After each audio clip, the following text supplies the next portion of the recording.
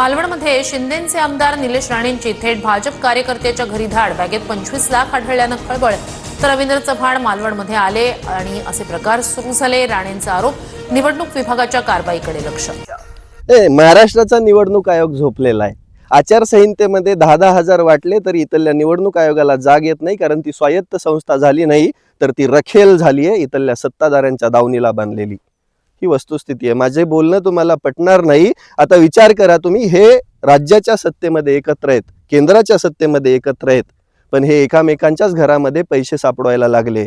अरे निवडणुका लढताना साम दाम दंड भेद वापरून तुम्ही जर निवडणुका लढत असाल आणि त्या जिंकून येत असाल तर एक दिवस तुमच्यासाठी जनतेला हातात रुमणं घेऊन तुमच्या ढुंगणावरती त्याचे वळ काढावे लागतील, हे लक्षात ठेवा.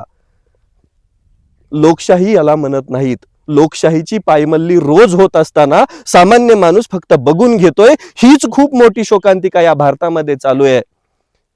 भिकार चोटांनो, तुम्हाला जर राजकारण करायचंय, इलेक्शन लढायचे, निवडून यायचंय तर विकासाच्या कामावरती या ना. दलिंदरांना तुम्हाला प्रत्येक वेळेस पैसे वाटायचे, प्रत्येक वेळेस फ्रीच्या योजना द्यायच्या, लोकांना कायमस्वरूपी भूलथापा द्यायच्या आणि त्याच्या जीवावर निवडून यायचं. आणि ते काहीच नाही झालं तर सामदाम दंड भेद वापरायचा, हल्ले करायचे, चारित्र्य हनन करायचं, त्याच्यामधून तुम्ही निवडणुका लढणार. मग लोकशाही कशाला म्हणता? याला डायरेक्ट हुकुमशहाच म्हणून घोषित करा ना या देशाला.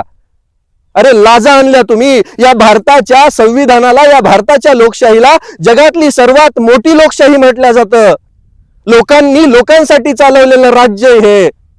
तुम्ही दोघे पण सत्तेमध्ये, एक सत्ताधारी दुसऱ्या सत्ताधाऱ्याच्या घरात जातोय आणि पैसे सापडले म्हणतोय. तुम्हाला लाजा वाटत नाहीत का? पैशाचा काळा बाजार करून, घोडा बाजार करून तुम्ही निवडणुका लढताय. तुम्हाला दलिंदरांनो लाजा का वाटत नाहीयेत? अरे सुधरा रे. आज या डिजिटल युगामध्ये जनता मूर्ख राहिलेली नाहीये. जनता सहन करेल करेल करेल आणि एक दिवस तुमचाच बाजार उठवेल.